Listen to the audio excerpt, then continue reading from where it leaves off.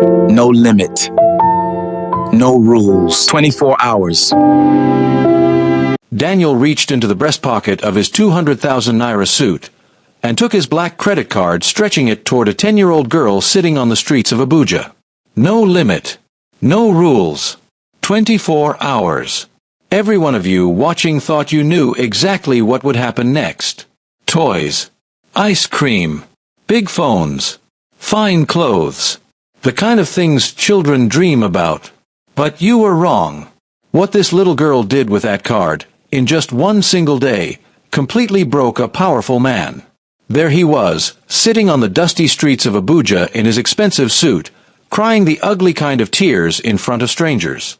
And from that moment on, he was never the same again. This is the story of Daniel. And Joy. And what happens when the richest man in the room meets the most generous person he has ever seen. Before we begin, if you love powerful African stories like this one, subscribe right now, hit the like button, and drop a comment telling us where you're watching from and your local time. Now, let's get into the story. Daniel was not just rich. He was the kind of rich that made people nervous. He was the CEO of Daniel Skyline Group Construction, one of the biggest building companies in all of Abuja. His office sat on the 15th floor of a glass tower in the central business district. His house in Maitama had a swimming pool, a gym, and a chef who made fresh pepper soup every morning. His suits cost more than most people's rent. His car, a brand new black Range Rover, shone so bright in the Abuja sun that people shielded their eyes when he drove past. But inside that glass tower, people whispered, "Don't make a mistake today. Boss is in a mood." He fired Chris last week for arriving 2 minutes late. His secretary Grace said she cried in the bathroom 3 times this month because he yelled at her. Daniel fired people the way other men swat flies, quickly, without looking twice. He had fired 15 staff in 1 year. He had canceled 3 major supplier contracts because someone's presentation slides were not the right shade of blue. His ex-wife Anna had once sat across from him at dinner and said quietly, "Daniel, you have money. But you have no heart." Daniel had laughed.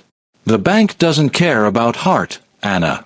The bank cares about numbers." She left 2 months later. Daniel told himself he didn't care.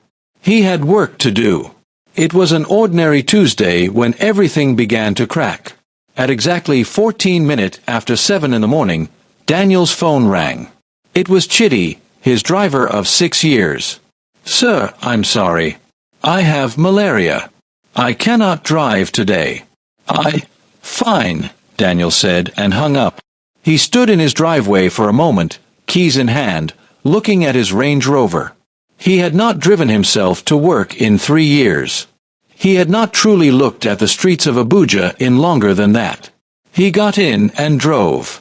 The city was alive in a way that Daniel had forgotten. Yellow bus honking. A woman balancing a tray of groundnuts on her head, walking with perfect grace through the chaos. Motorbikes weaving like fish through water. Children in school uniforms running late. A man selling newspapers, shouting headlines at passing cars. Daniel had not seen any of this. Not really. Not for years. He was approaching the traffic light near Holy Cross Church on Amadou Bello Way when he first saw her. She was small. Maybe 10 years old. Thin arms, dusty clothes, bare feet on the hot pavement.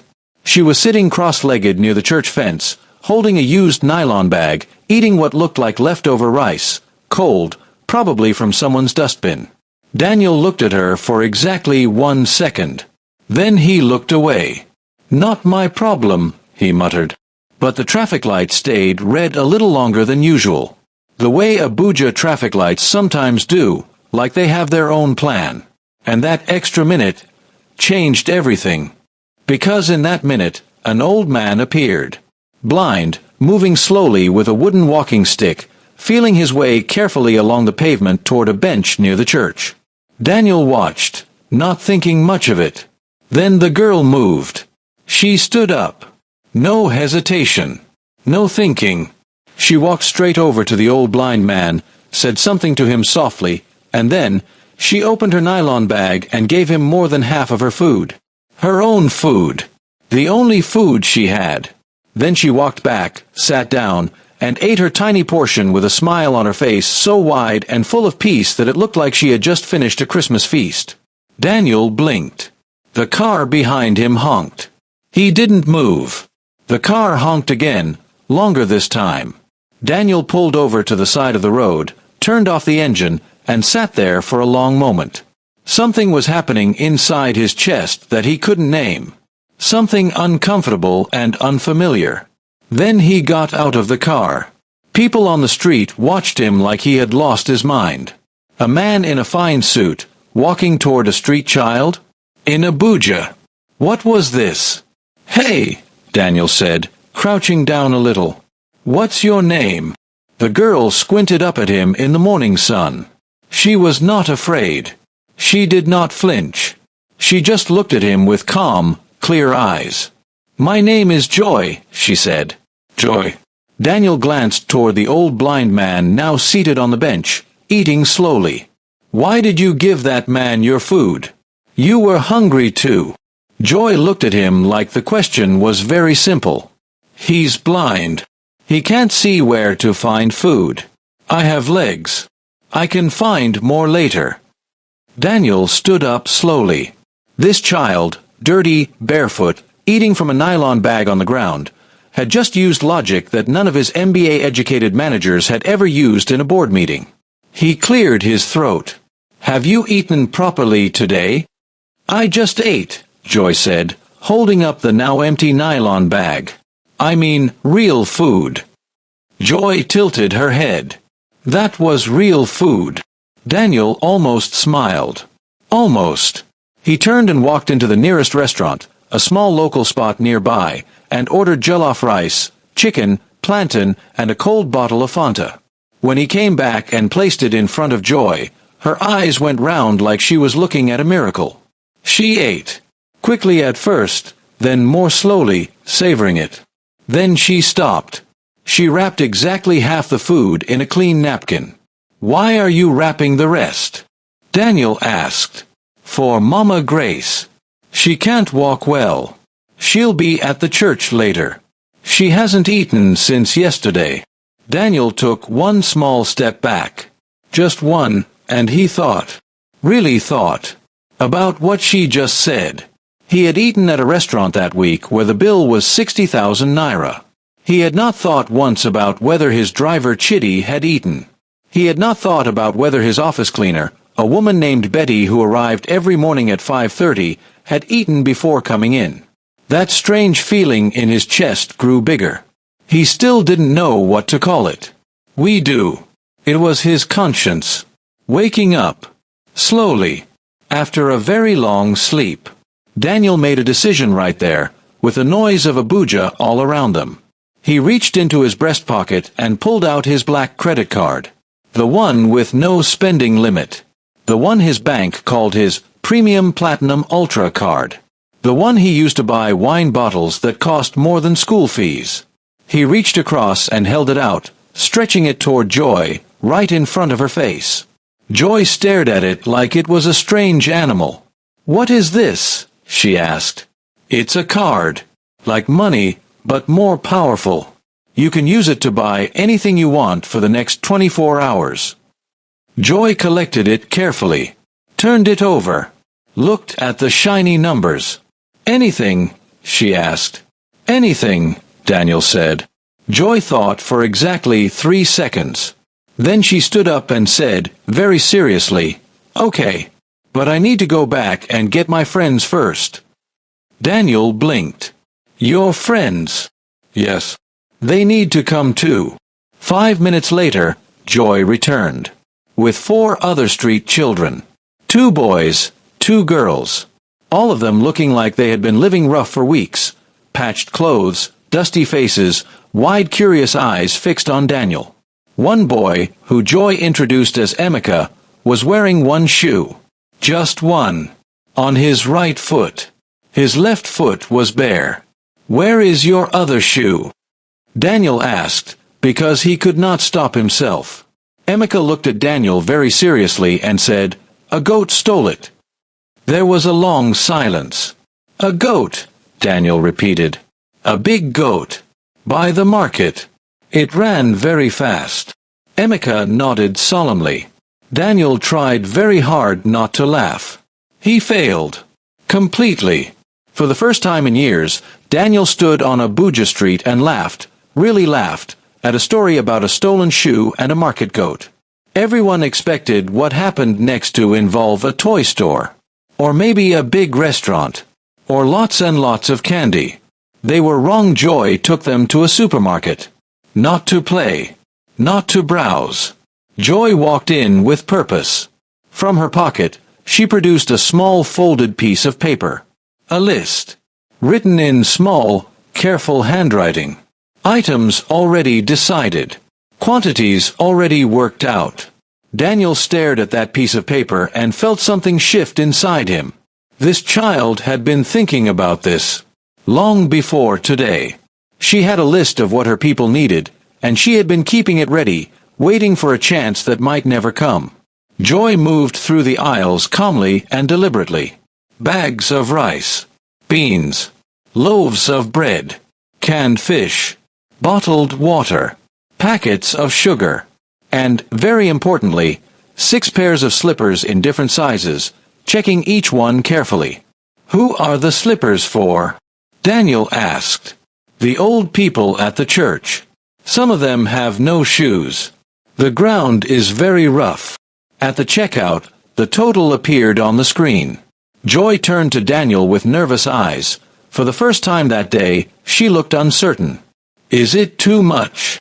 Daniel looked at the amount. It was less than what he spent on a single bottle of wine at his favorite restaurant. Swipe the card, Joy. Joy held the card with both hands. Approached the machine like it might explode. Carefully, very carefully, she swiped it. The machine beeped. Approved. Joy screamed. She jumped up so high that her feet left the ground. The other children began jumping too. Emeka, the boy with formerly one shoe, also leapt into the air and crashed directly into a display tower of biscuit tins.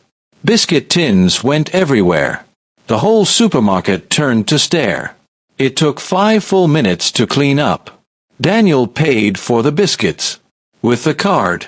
Obviously. Emeka ate 3 of them immediately. Joy made him put the rest in the bag. By noon, Joy led the group to Holy Cross Church. And this is where Daniel finally understood what he had actually been watching all day. Lined along the church wall and the iron fence outside were the elderly. Old men and women, some in broken wheelchairs with rusted handles. Some sitting on the bare concrete floor. Some leaning on walking sticks so old and bent. These elders were Abuja's forgotten ones. Invisible to everyone who walked past. Some of them were crying quietly. Not from pain. They had gone beyond pain into a quiet place where you cry and no one comes. Then Joy appeared at the gate. And something extraordinary happened. Faces changed.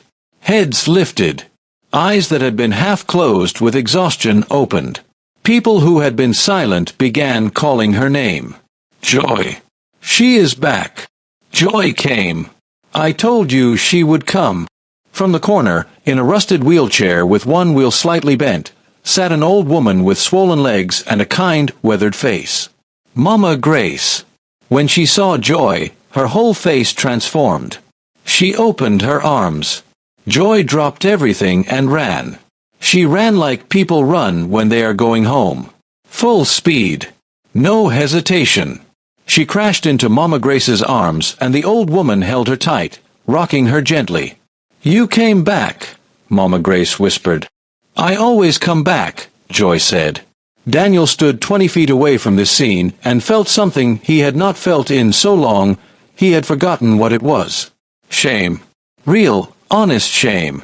He had walked past people like this every single day of his life. He had driven past them in his Range Rover with his cold air conditioning and his phone calls about quarterly targets and his noise-canceling headphones. He had not seen them. Joy had seen them. Every day. And come back. Every day. Joy and the other children began sharing the food, carefully, respectfully, knowing everyone by name, calling each person, checking what they needed. Emeka, now wearing 2 shoes, because Joy had bought him a proper pair, was cracking jokes with the old men and carrying the heavy bags without being asked. One old man laughed so hard at Emeka's joke that he rocked forward in his wheelchair. Everyone screamed and lunged to grab him. Crisis narrowly avoided. The old man laughed even harder. Daniel watched all of this in complete silence. He did not say a single word for a very long time. While the children distributed food, Daniel quietly walked over and sat beside Mama Grace. "Tell me about Joy," he said. Mama Grace was quiet for a moment. Then she began. Joy's parents had died 2 years ago. A road accident on the Abuja Expressway, a trailer that lost control in the rain. Joy was 8 years old. She had no other family. No uncles who came forward. No aunties who took her in. She had fallen through every crack. Since then, she had lived on the streets. She found food where she could. She slept in safe corners she knew. But every single day, every single morning without fail, Joy came to this church. Sometimes she brought food. Sometimes she had nothing but company, sitting with the elderly, holding their hands, listening to their stories, remembering their names. "Joy is the only person who calls me by my name," Mama Grace said softly. "Everyone else walks past like I am a dustbin. Joy always says, 'Good morning, Mama Grace. How did you sleep? Let me check your legs.'" The old woman's voice cracked. "She is 10 years old. She checks my legs." Daniel stood up very quickly. He walked 4 steps away from Mama Grace and stood facing the church wall. He didn't want anyone to see his face. Every year, his company set aside millions of naira. Money meant to help the community. Money meant for people like this. Daniel knew about it. His finance man brought it up every January, and every January Daniel nodded and signed the paper without even asking what it was used for. He just trusted that someone else was handling it. But now, standing here, he finally wondered, where did all that money actually go? The answer came to him slowly, and it was not a good one. It went on big newspaper adverts. It went on fancy press events where people in suits shook hands and smiled for cameras. It went on nice photos for the company website, pictures of Daniel looking generous, with quotes underneath that said things like, "Daniel Skyline Construction Group, building the future." Pretty words. Pretty pictures. But not one kobo of it had ever reached a place like this. Not one kobo had ever reached Mama Grace. He had never spent one kobo of it here. He felt, for the first time in perhaps his entire adult life, like a complete fool. After food, Joy still had hours left on the card. And she still had things on her list. Next stop, a pharmacy. Joy walked in with the calm certainty of someone who had researched this. She bought painkillers, malaria medication, bandages, antiseptic cream. She handed each package to Daniel to carry while she cross-checked her list. Back at the church, she distributed the medicines the same way she had distributed the food, carefully, by name, checking with each person what they needed and what they already had. She was 10 years old, handing out medicine to the elderly with the focus of a trained nurse. Then, because Joy also understood that children need to be children, she took them all to a children's clothing store. The 4 other street kids went absolutely wild. They tried on shirts. They tried on hats. They put shoes on the wrong feet and walked around laughing. One girl found a pair of pink sandals with small flowers on them and refused to take them off, wearing them to the checkout, out of the shop, and for the rest of the entire day. Emeka found a cowboy hat. Brown. Wide brim. Slightly too big for his head, resting on his ears. He put it on, looked at himself in the mirror, and straightened up like he had just been crowned. He wore it for the rest of the day. He wore it like it was a crown. He wore it like it was his destiny. Joy herself, after the other children had chosen, picked one item. One simple, plain blue dress. Cotton. No patterns. No frills. Why only one? Daniel asked. Joy looked at him like the question was very simple. One is enough. I only have one body. Daniel was quiet for a long time. At home, in his Maitama bedroom, he had a walk-in wardrobe. He had counted the suits once, for no reason he could remember. 47 suits. One body. 47 suits. He had no response. The sun was beginning to lower over Abuja when Joy walked back to Daniel and held out the credit card with both hands. Time is almost up. Here. Daniel looked at the card. Then at her. You still have time. And there is still money on it. Don't you want something for yourself? Just for you. Joy thought about this. Really thought. You could see it on her face. Genuine consideration. Then she looked up. Can we use the rest to buy mosquito nets for the people at the church? Some of them sleep outside. The mosquitoes are bad at night. Daniel closed his eyes. He stood there, eyes closed, for a full 10 seconds. Then he opened them and said very quietly, Joy, you can keep the card. Joy shook her head. It's not mine. I'm giving it to you. No. She pushed it back toward him firmly but gently. If I keep it, tomorrow I won't know how to survive without it. I need to learn to find my own way. The air between them was very still. Daniel stared at this 10-year-old girl who had just, in one sentence, simply without drama, said something that had taken him 30 years of life and 3 failed business partnerships to almost learn, and still had not fully learned. He took the card back. Then he did something he had not done in public in possibly 20 years. He sat down right there on the sidewalk, outside the clothing store, in his expensive suit, on the dusty ground of an Abuja street, with people walking past and looking at him like he had lost his mind. And he cried. Not the soft, careful kind of crying that powerful men do when they think someone might be watching. Not polite tears. Real ones. The ugly kind. Shoulders shaking. Breathing that would not come right. Everything he had locked away for years, all the coldness, the distance, the years of walking past people without truly seeing them, it all broke open right there on a busy Abuja pavement. People walking by slowed down. Some stared. One woman stopped and asked if he was okay. He just waved her gently away. It all came out. Joy stood in front of him. She did not say anything for a moment. She just looked at him quietly, this big, powerful man sitting on the ground in his fine suit, without embarrassment, without laughing. She just waited, the way a patient person waits for rain to pass. Then she stepped forward and placed her small hand on his shoulder. Like, steady. It is okay, Joy said softly. You are allowed to feel things. Daniel walked into his office the next morning at 8 o'clock. He called an emergency meeting. His managers filed in with the faces of people expecting punishment. Some had their resignation letters already written in their heads. His secretary, the one who always shook when he entered the room, sat at the far end of the table with her hands folded tightly in her lap. Daniel placed a document on the table. We have an unused building on Lagos Crescent, he said.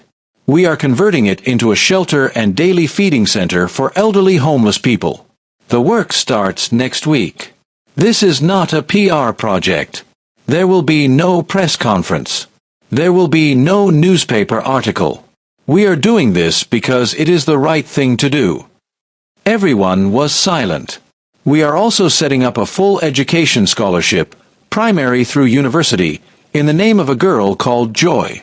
And I am personally pursuing legal guardianship for Joy and 4 of her friends, so that they have a proper, permanent, safe home. At this point, more silence filled the room. His secretary raised her hand slowly. Sir, are you okay? Daniel looked at her, and smiled. I think, he said, I am just starting to be. That meeting was on a Wednesday. By Friday, the building on Lagos Crescent had a team of engineers walking through it with measuring tape and clipboards. Daniel had driven there himself. No driver, same as the day it all began, and walked the empty building from corner to corner. It smelled of dust and old concrete. Water stains on the ceiling. Cracked tiles on the floor. 3 years unused, sitting there, doing nothing. He stood in the middle of it, looked around, and said to his site manager, "Make it warm. Make it clean. Make it somewhere a person can sleep and feel safe. That is the only brief I am giving you." The work moved fast. Daniel Skyline Group built skyscrapers for a living, and this was just a single-story building with 12 rooms, a kitchen, and a courtyard. The workers knew exactly what to do. Within 2 weeks, the cracked tiles were replaced. The ceiling was sealed. The rooms were painted the color of warm sand. Proper beds arrived, not fancy, but sturdy and clean, each with a mosquito net above it. Daniel hired a full-time cook, a warm, big-voiced woman named Mama Chidinma, who arrived every morning at 6 and made sure there was hot food ready before anyone had to ask for it. He also brought in a visiting nurse twice a week to check on the elderly residents. Mama Grace was one of the first to move in. The morning she arrived, Daniel was there. He watched 2 of his workers carefully lift her wheelchair over the threshold of the new entrance, a smooth, wide doorway they had built specifically so wheelchairs could pass without trouble. Mama Grace looked around her room, the clean walls, the proper bed, the small window with afternoon light coming through, and said nothing for a long time. Then she pressed both hands together and bowed her head. Daniel quietly left the room before she could see his face. The legal guardianship took a little longer because there are paperwork, there are offices, there are people who stamp documents slowly and ask the same questions twice. But Daniel had good lawyers, and more importantly, he had patience he had never used before. He sat in waiting rooms. He filled out forms. He followed up calls himself, not through his secretary, himself. Joy and the 4 other children were placed in a proper house, a real house, in a quiet part of Abuja, with a house mother named Auntie Naomi who cooked and fussed and made sure homework was done before the television came on. The 5 children had their own beds, their own school uniforms hanging on hooks by their names, and for the first time in years, a front door that locked, that belonged to them. The scholarship was registered under Joy's full name, Joy Adiz, at a good school not far from the house. Emeka and the others were enrolled too. The school fees were paid. The books were bought. The uniforms were pressed. On the night before the first day of school, Daniel drove by the house to drop off a small package, new pencil cases for each child. He did not go in. He just left them at the gate with Auntie Naomi and turned to go. Then he heard a voice behind him. "Mr. Daniel." He turned. Joy was standing at the front door of the house in her plain blue dress, feet bare on the cool floor, looking at him with those same calm, clear eyes. "Thank you," she said. Simple. Quiet. No performance, no drama. Just the words, said properly, the way a person says something they really mean. Daniel nodded. He could not find the right words, which was unusual for a man who had run board meetings and negotiated billion-naira contracts for 20 years. So he just nodded. Joy tilted her head. "Are you coming tomorrow?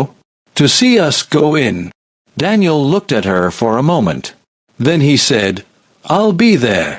He said he would be there. And Daniel kept his word. That Monday morning, his alarm rang at 5:30. He had a full schedule, site inspections, a board call, contract reviews. He canceled every single one of them. His secretary did not even question it. She just quietly moved everything to Tuesday and said nothing. By 6:45, Daniel was parked across the road from the school, engine off, window down, in the calm Abuja morning air. Not in his fine suit. Just a simple shirt, sleeves rolled up. Like a regular man. Which, slowly, he was learning to be. At 7 o'clock exactly, Auntie Naomi's car turned the corner. 5 children climbed out, one after another, in clean school uniforms. New shoes. New school bags on their backs. They looked like a completely different set of people from the dusty, barefoot children Daniel had met on that street just weeks ago, and yet they were exactly the same. Same eyes. Same energy. Same loud Emeka Daniel stepped out of his car and crossed the road. Joy saw him first. She stopped walking. Her face did something complicated. Surprise, then recognition, then the widest smile he had seen on anyone in his entire life. "You came," she said. "I said I would," Daniel answered simply. The other children crowded around him, the two girls showing off their school bags, one of the boys explaining very urgently that he had already memorized the school anthem even though school had not yet started. Daniel listened to all of them at once, nodding, asking questions, the way a person does when they are genuinely paying attention and not just waiting for their turn to speak. Then the school bell rang inside, one long, clear ring that cut through the morning air. The children looked at each other. And suddenly, for just 1 second, they were not excited street kids in new uniforms. They were 5 children standing at the edge of something big and new and unknown, and they were a little bit scared. Daniel looked at all 5 of them. He looked at each face, one by one. "You belong in there," he said. "Every single one of you. Go and learn everything they have to teach you. And when you come out, teach other people. That's what Joy does. That's what I am still learning to do." Joy nodded, very seriously, like this was exactly the right thing to say. Then they turned and walked toward the gate, 5 children in a line, bags bouncing, heads up. At the gate, Joy stopped and turned around one last time. Daniel was standing beside his black Range Rover, watching. He raised one hand. Joy waved back, big, wide, the whole arm, and then grinned. Beside her, also wearing a school uniform but with something distinctly unofficial on his head, was Emeka. The cowboy hat. Wide brim. Slightly too big. Sitting on his ears like it was made for him and him alone. He had somehow convinced Auntie Naomi to let him wear it over his school uniform, a negotiation that had reportedly taken 45 minutes and involved 3 separate promises. That's the end of today's story. If Joy's heart moved you the way it moved Daniel, please subscribe to this channel so you never miss a story like this. Hit the like button, turn on the notification bell, and drop a comment below. Tell us, what did you learn from Joy today? We read every single comment. See you in the next one.